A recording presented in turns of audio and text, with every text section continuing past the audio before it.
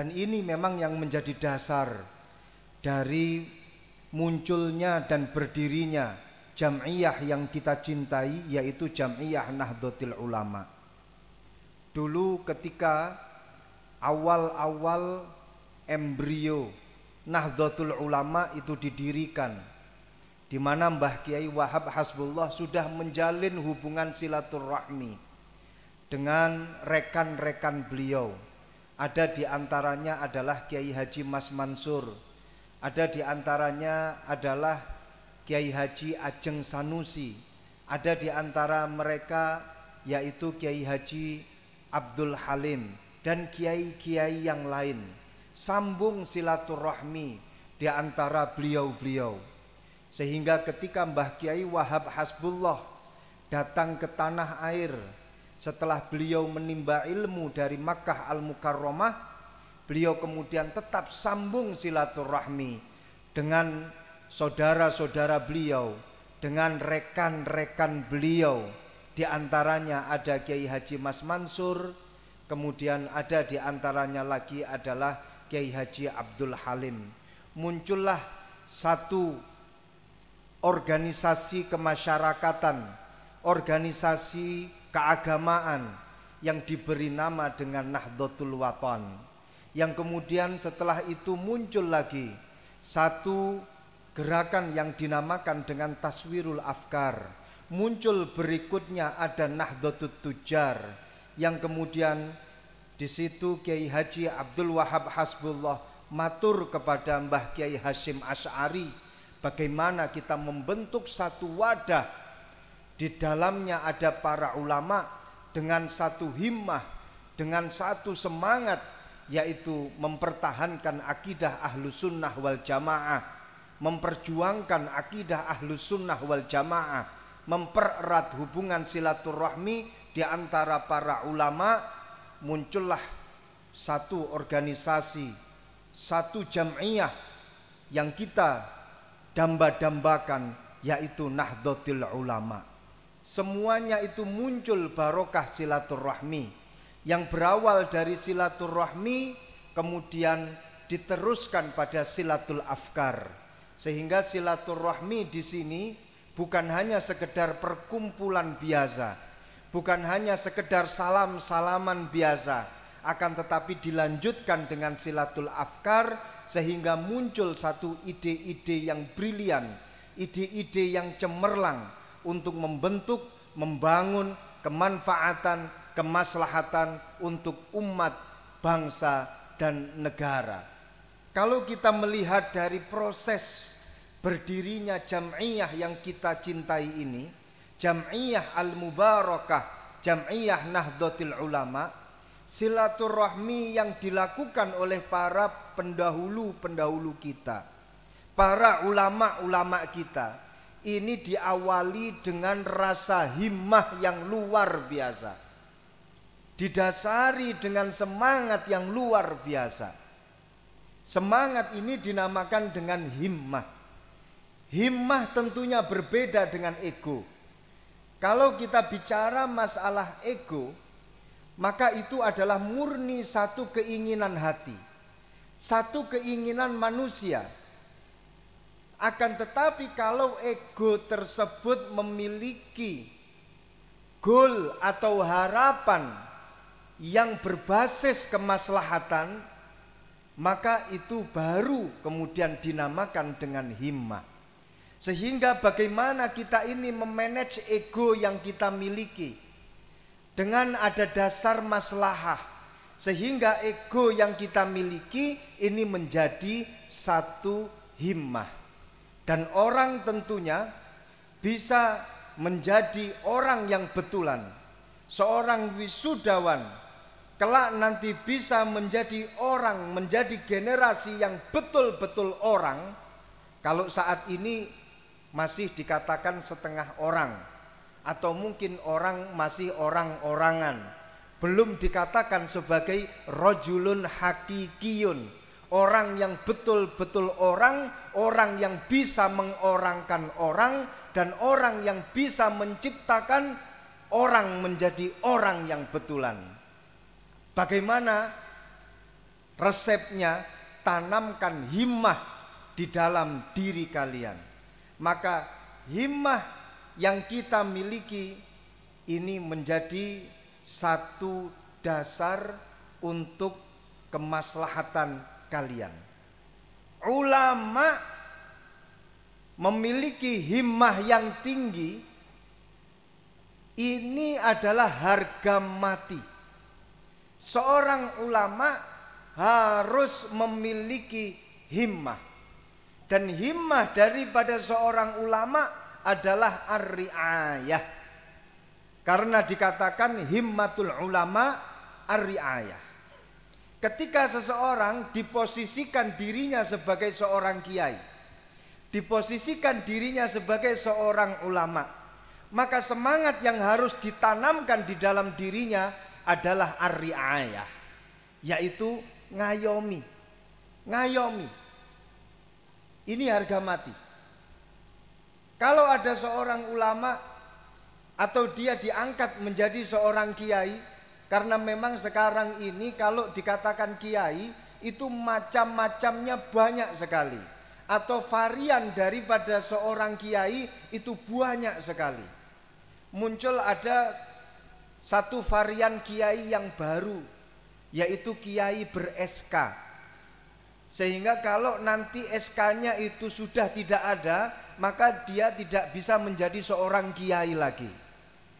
Ada yang kiai berawal dari sebuah nasib diangkat oleh masyarakatnya, di mana dia memiliki ilmu yang mumpuni, kemudian dia melakukan perubahan di tengah-tengah masyarakat, dan dia diangkat menjadi seorang sesepuh, kemudian dia diangkat menjadi seorang kiai.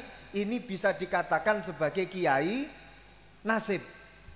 Ada juga yang kiai macamnya adalah kiai nasab, karena memang keturunan dari leluhurnya itu seorang kiai, dan ketika ditinggal oleh sesepuhnya, dia mendadak sebagai seorang kiai. Sehingga walaupun toh dia masih muda belia, tapi karena memang nasabnya itu kiai dan ditinggal oleh sesepuhnya, dia mendadak menjadi seorang kiai. Ada yang kiai nasib, ada yang kiai nasab. Muncul satu varian yang baru, yaitu kiai SK. Walaupun toh demikian, sebelum ada varian yang seperti ini, sebelumnya ada varian-varian yang lain. Ada kiai yang sebutannya itu kiai indoor, yaitu kiai yang selalu berada di dalam rumah, di lingkungan pondok pesantren, di surau, di masjid, dan dia tidak kemana-mana. Ini namanya adalah kiai indoor, hanya ada di balik pintu di dalam rumah saja. Atau juga bisa dengan sebutan kiai sumur. Sumur itu di mana-mana pasti diam di tempat, dia tidak kemana-mana. Akan tetapi banyak orang yang datang mengambil air dari sumur tersebut. Ini namanya kiai sumur atau kiai indoor. Ada juga yang namanya kiai outdoor. Dia selalu berada di luar pintu. Jarang ada di rumah, jarang ada di pondok. Tapi dia memanage pondok dari luar pondok. Dia memanage umat dari luar rumah. Hal semacam ini, varian yang seperti ini juga bisa dikatakan sebagai kiai ceret, atau mungkin dengan istilah kiai pancur. Panjenengan kalau hadir di dalam acara tahlilan atau maulidan, yang namanya ceret ini pasti tidak pernah berhenti atau diam diri di satu tempat. Ceret itu pasti muter kemana-mana. Dari satu orang dilimpahkan ke orang yang sebelahnya, terus ke sebelahnya, dan begitu seterusnya muter mencari gelas yang kosong. Kalau ada gelas kosong, ceret bertugas untuk mengisi air minum pada gelas yang kosong tersebut. Ini seperti halnya seorang kiai, varian ceret, varian pancur. Dia tidak pernah berdiam diri di dalam rumah, tapi dia berputar dari satu daerah ke daerah yang satunya, dari satu desa ke desa yang satunya, dari satu kota, kabupaten ke satu kota dan kabupaten yang satunya, untuk memberikan ilmu, untuk memberikan wawasan kepada masyarakat yang membutuhkannya. Ada juga kiai yang variannya itu kiai dar der dor. Dukung nomor sekian, coblos nomor sekian, bahkan sampai memekikkan kalimat takbir, memekikkan kalimat sallu ala nabiyina Muhammad, dukung nomor sekian, insya Allah maslahah fid dini wad dunya wal akhirah. Dar der dor. Nah, kalau dalam bahasa lain, varian yang semacam ini dikatakan sebagai kiai atur. Dengan jari atau dengan telunjuk dia bisa mengatur masyarakat. Ini sebelah sini nomor sekian harus dimenangkan. Ini sebelah sini, insya Allah yang bergambar ini maslahah fid dunya wal akhirah dan lain sebagainya. Ini kiai dar der dor. Ada yang bervarian kiai door to door, yaitu dari satu pintu government ke pintu yang satunya, dan salah satu ciri-cirinya kemana-mana selalu bawa amplop dan selalu bawa stop map. Tidak lupa stempel selalu ada di dalam mobilnya. Ini namanya door to door. Saya tidak akan menunjuk siapakah orang tersebut karena itu nanti bisa berbahaya untuk diri saya sendiri. Ada juga yang kiai yang namanya itu adalah kiai sembur. Orang sakit datang ke rumah, Yai, putra saya sudah lama sekali tidak memiliki pasangan, waktunya dia untuk menikah, maka bagaimana caranya untuk segera laku? Setelah ditiup, beberapa saat kemudian alhamdulillah laku.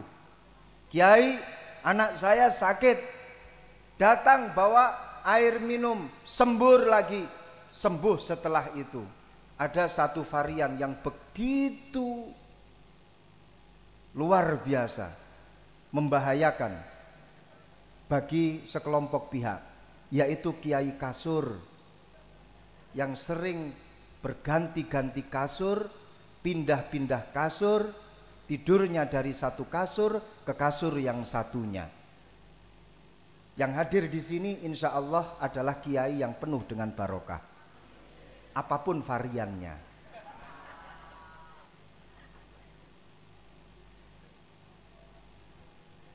Yang paling penting dari berbagai macam varian seorang ulama adalah dia harus memiliki himmah. Himmatul ulama ar-riayah, bagaimana dia itu mengayomi masyarakat. Saatnya kalian para wisudawan dan wisudawati untuk liyungdziru qaumahum idza raja'u. Saatnya kalian wahai para wisudawan dan wisudawati, setelah lihat tafaqquhu fiddin, kalian harus liyungdziru qaumahum. Kalian harus untuk ar-riayah, mengedepankan pengayoman, sifat pengayoman, mengarahkan kepada masyarakat. Ilmu telah kalian miliki, saatnya kalian membuahkan ilmu yang telah kalian miliki, karena samratul ilmi adalah al-amalu bihi. Buah daripada ilmu yang kita dapatkan adalah kita mengamalkan ilmu yang telah kita dapatkan tersebut. Masih dalam konteks keulamaan, di mana Sayyidina Ali karramallahu wajhah mengatakan bahwasannya orang itu disebut sebagai seorang ulama ketika dia memiliki 3 sifat. Yang pertama adalah la yahkiru man dunahu wala yahsudu man fauqahu wala yatlubu min ilmihi samana. Yang pertama adalah la yahqiru man dunahu. Dia tidak menjelekkan, dia tidak menyepelekan, menghina atau mengetrek-ngetrek orang yang lebih rendah dari dirinya. Tidak pernah muncul dari kata-katanya "you kiai kampung". Tidak pernah muncul dari mulutnya "kamu ini kiai yang nggak punya pangkat, nggak punya jabatan, sudah nggak usah ngomong apa-apa karena ini bukan level kamu, kamu nggak tahu apa-apa". Karena memang kalau kita telaah lebih dalam, yang namanya rijal pasti memiliki makom, yang namanya makom pasti memiliki rijal. Likulli rijalin makom, walikulli makomin rijal. Setiap makom itu pasti ada ahlinya, dan setiap ahli pasti ada tempatnya. Bagaimana kita ini bisa menghargai setiap orang yang memiliki spesifikasi keilmuan dan bergerak pada bidangnya? Jujur, kalau kami diposisikan seperti Kiai Fulan ibn Fulan, katakanlah kami diposisikan seperti Kiai Supriyadi yang menjabat sebagai ketua senat, saya tidak akan mampu. Dan mungkin Kiai Supriyadi kalau mau diposisikan seperti halnya saya, mungkin juga melebihi batas daripada keilmuan yang beliau miliki. Setiap orang itu memiliki kemampuan, memiliki spesifikasi ilmu yang berbeda dengan orang lain. Maka likulli rijalin makom, walikulli makomin rijal. Gak mungkin kita ini memaksakan diri untuk keluar daripada batas kemampuan kita. Maka jangan terus kemudian menjelek-jelekkan seseorang dengan kemampuan ilmu yang dia miliki dan dia tekun di bidangnya. Sulit untuk menjadi, katakanlah seperti Gus Miftah, katakanlah seperti Gus Mi, memiliki kemampuan yang luar biasa. Bagaimana beliau bisa menyadarkan orang yang berbelok dari arah yang semestinya, kemudian diarahkan pada arah yang seharusnya. Kalau kita diposisikan seperti beliau dan kita tidak memiliki keilmuan dan kemampuan seperti beliau, pada akhirnya pasti katut, pada akhirnya pasti ikut. Maka memang sudah bidangnya di situ, ya biarlah berjuang di situ.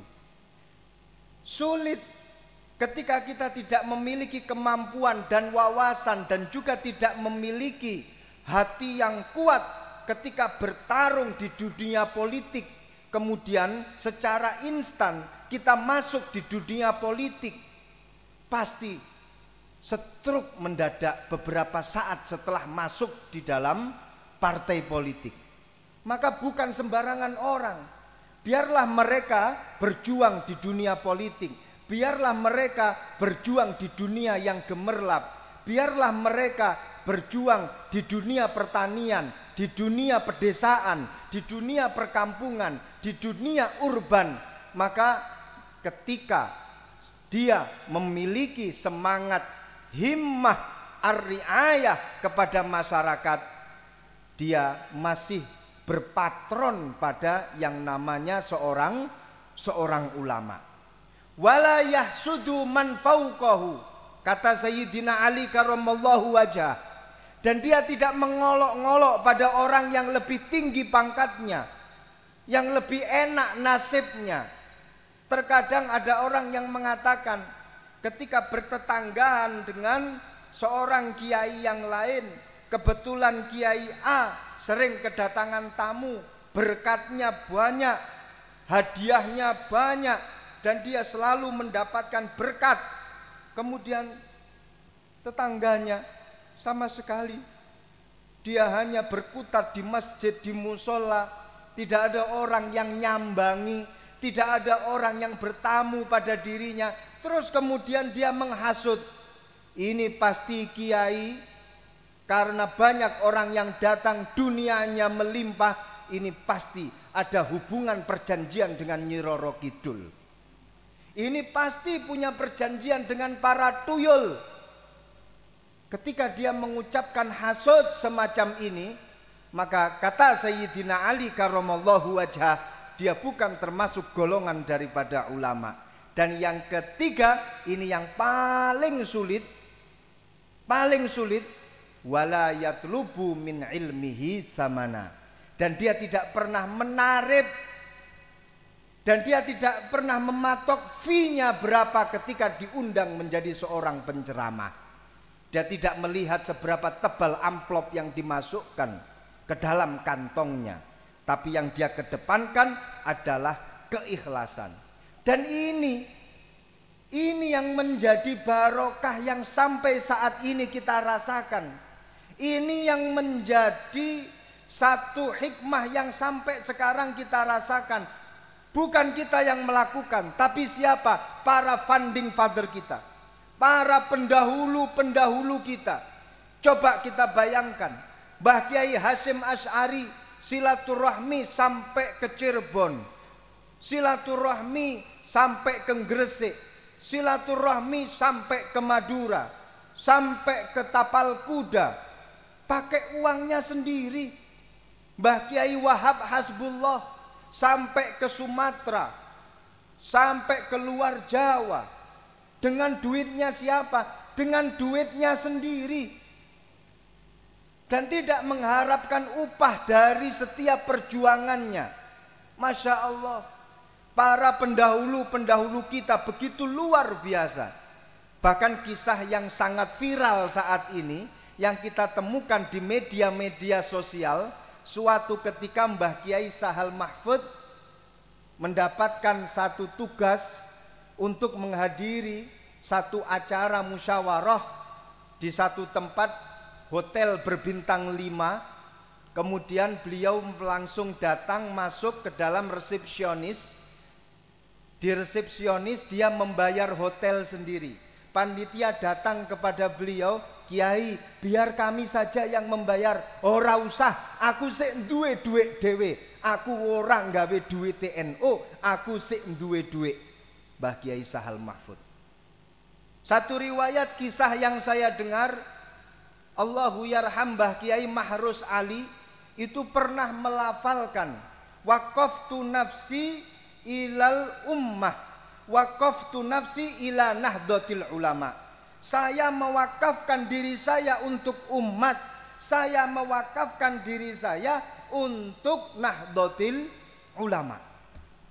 Jadi dirinya itu diwakafkan. Kalau sudah dirinya itu diwakafkan, maka siapa pemilik dirinya? Pemilik dirinya secara hukum fikih adalah Allah Subhanahu wa ta'ala.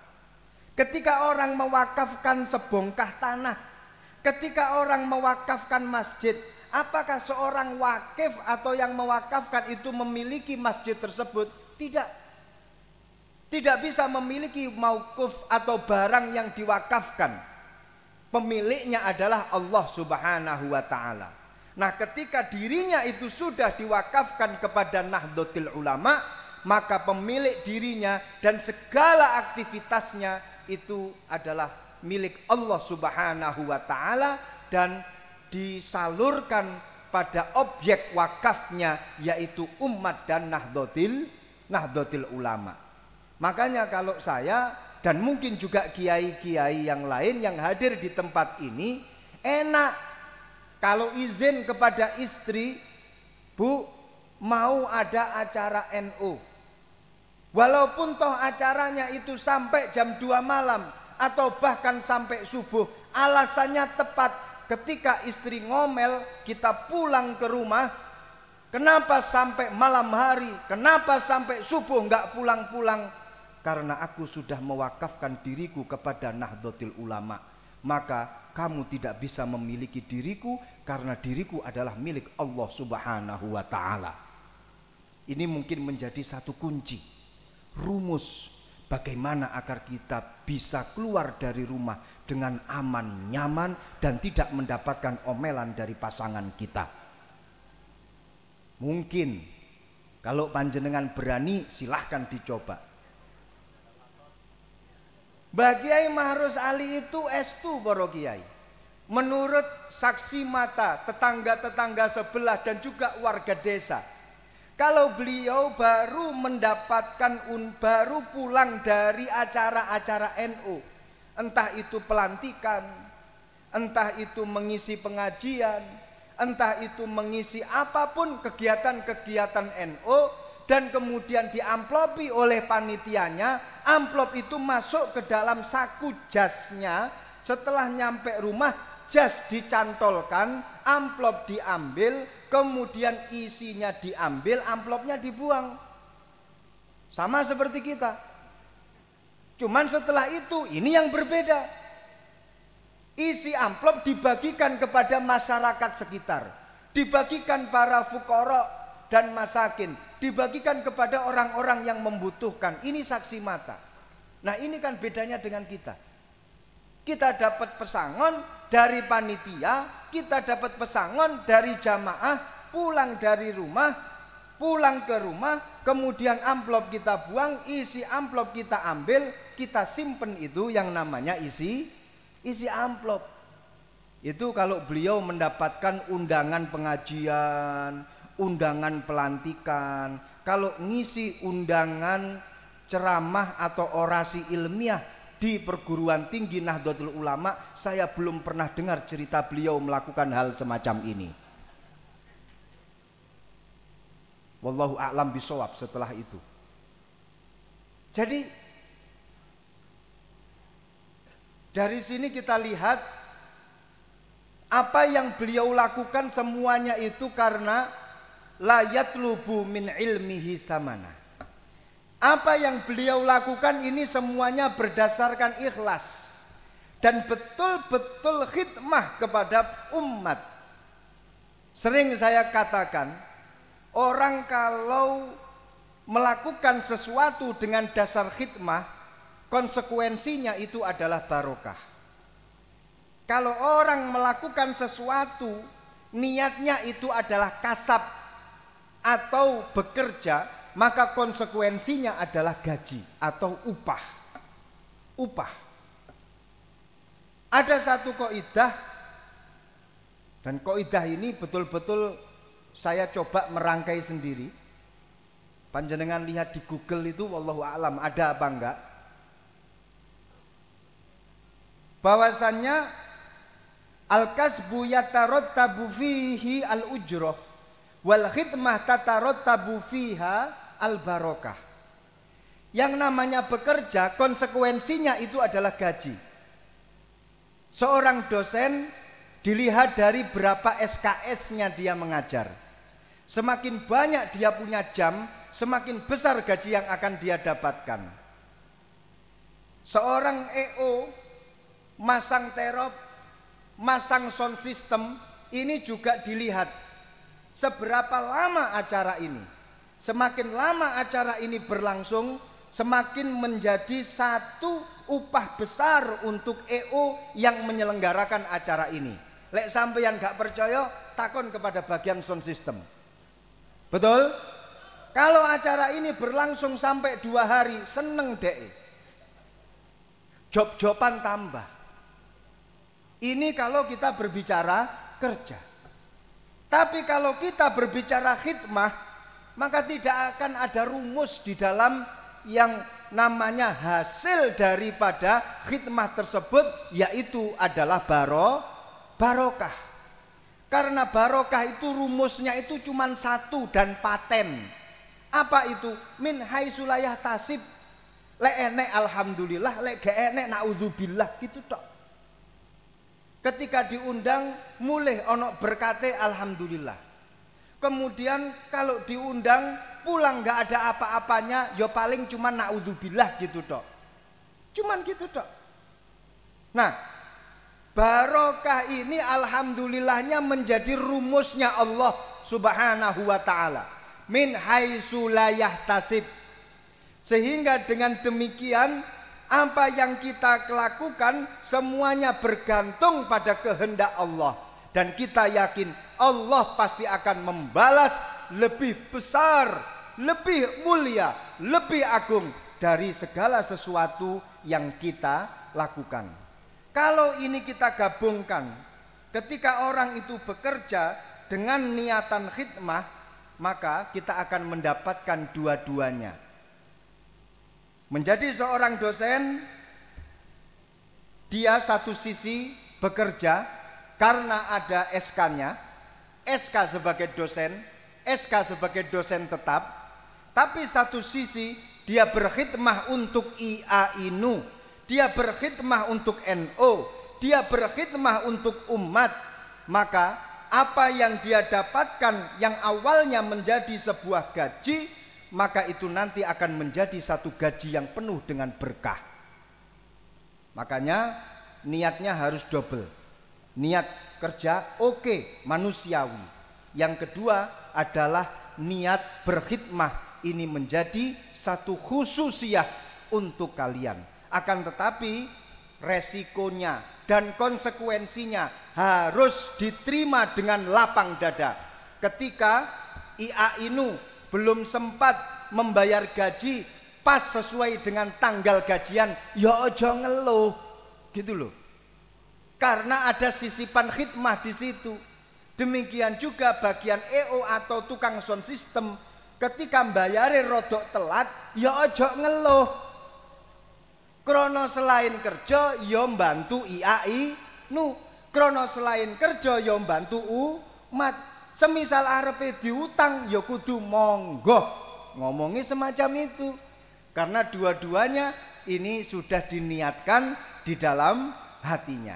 Maka ini yang harus kita tanamkan pada hati kita, diri kita.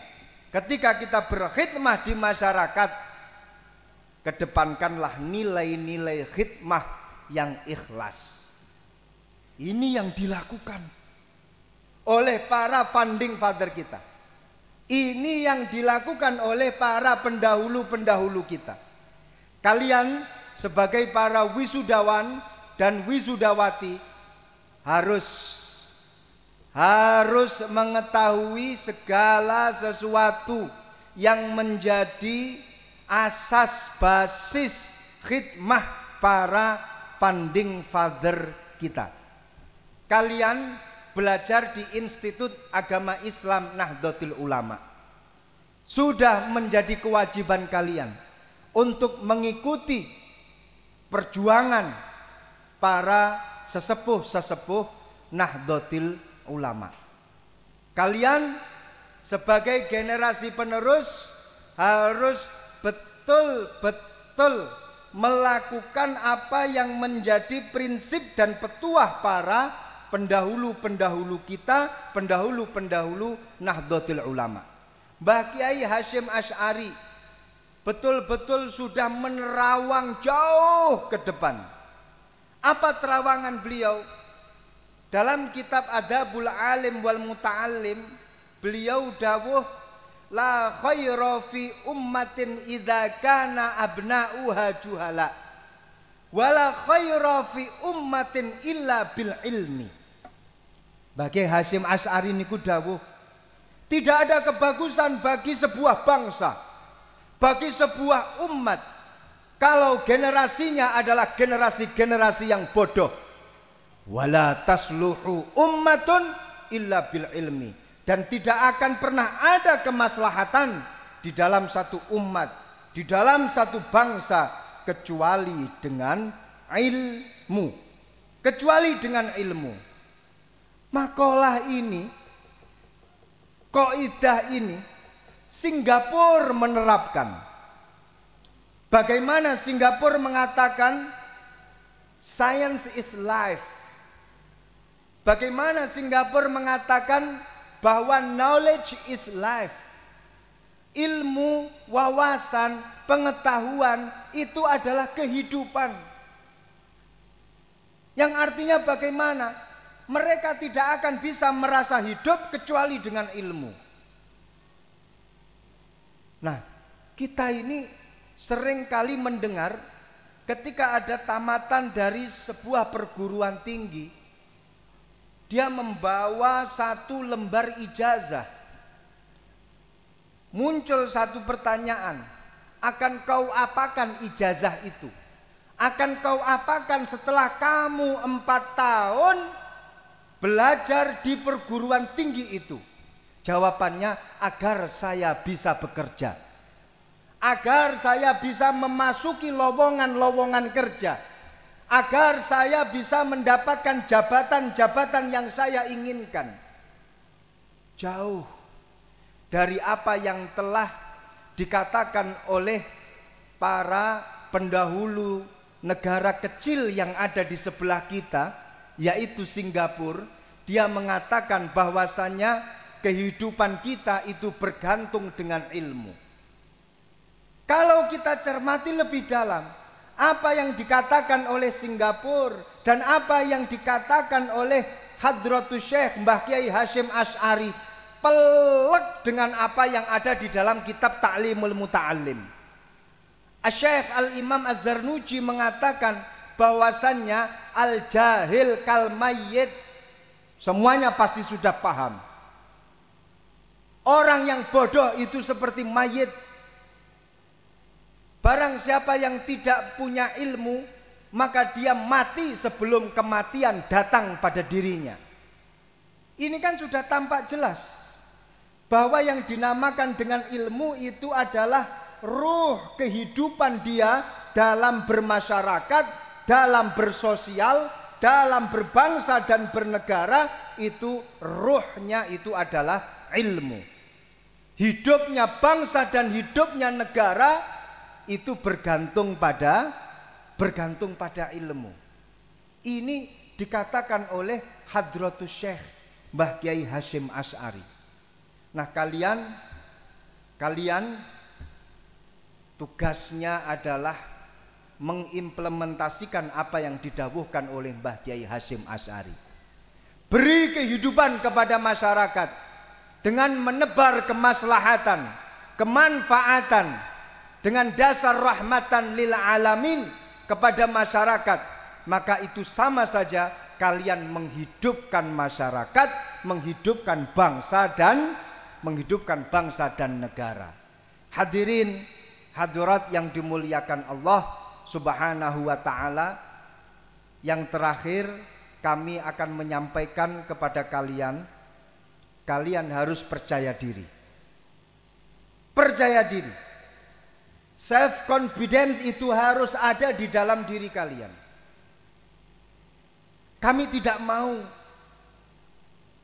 kami juga tidak ingin melihat para generasi-generasi kita, generasi-generasi bangsa yang tidak memiliki kepercayaan diri ketika dia hidup di tengah-tengah masyarakat. Dan ini adalah al-musibah al-kubro pada seorang generasi ketika dia tidak memiliki kepercayaan diri.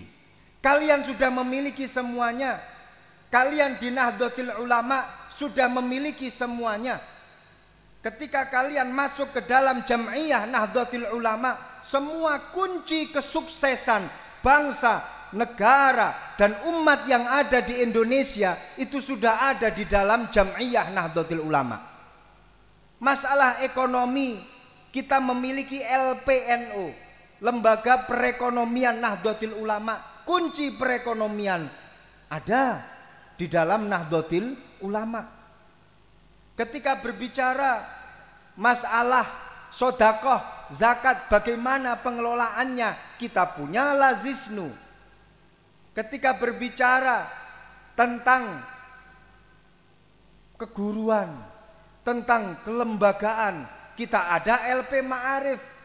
Ketika berbicara masalah silaturahmi di antara para masyayikhul ma'ahid, kita punya yang namanya RMI.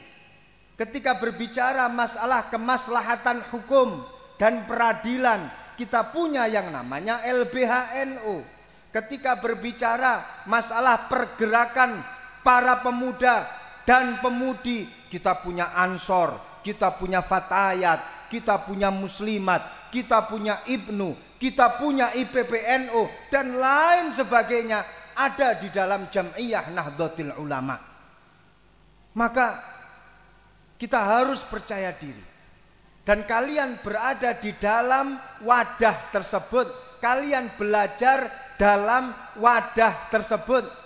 La tahinu, la tahzanu, wa antumul a'launa in kuntum mu'minin.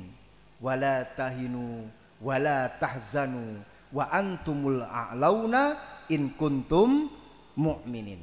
Selamat atas ilmu yang telah kalian dapatkan.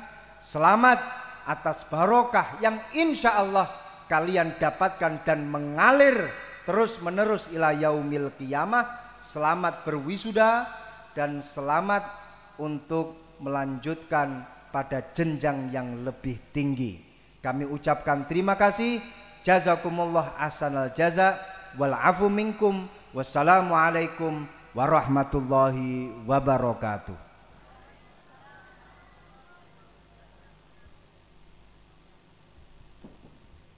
Pak Dokter